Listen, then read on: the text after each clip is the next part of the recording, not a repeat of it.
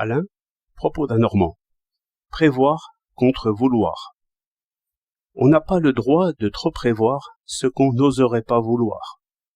Surtout, on n'a pas le droit de le prévoir avec une espèce de joie, car ce genre de prévision, échauffé par une sorte de mauvais enthousiasme, est comme une prophétie qui fait souvent arriver ce qu'elle annonce.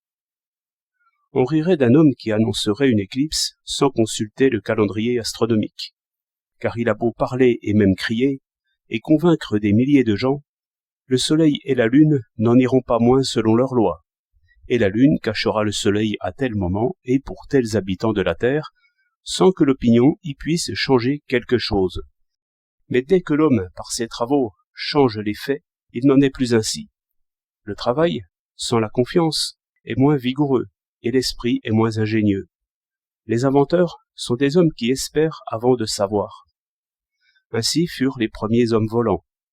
Au lieu de traiter le problème sur le papier, ce qui les aurait jetés dans des difficultés insurmontables, ils ont fait des essais, souvent périlleux, et leurs chutes les ont instruits peu à peu, car une entreprise téméraire instruit l'imprudent, si elle ne l'écrase pas.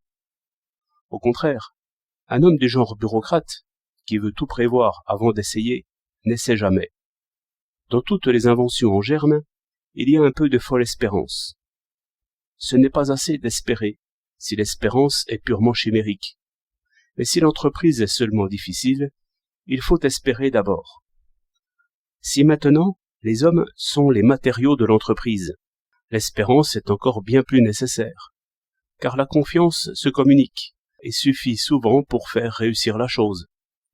Ainsi, une coopérative, pour la faire vivre, il faut y croire. La première vertu d'un chef d'armée, c'est de croire qu'il vaincra. La première vertu d'un instituteur, c'est de croire qu'il instruira. Supposons un éducateur qui suppose d'abord, et sur les moindres indices, que ses élèves sont méchants et stupides, et sans remède. Son regard stérilisera la plante humaine. Je connais ces gaillards-là, on ne peut en tirer quelque chose que par la menace. Si on le croit, c'est vrai, et le mauvais prophète aura raison. J'en viens à ceux qui disent qu'on ne respecte que les forts et qu'on attaque toujours les faibles. Le mauvais prophète aura raison aussi, par la force même de la prophétie. Car ici, tout dépend des hommes et de ce qu'ils croient. Affirmer le mal, c'est le créer. Dès que les peuples en masse n'osent plus croire à la paix, la guerre n'est pas loin. Croire à la guerre, c'est donc une manière indirecte de la vouloir. Le principal devoir est donc ici de nier de tout son cœur. Le pacifiste est un inventeur.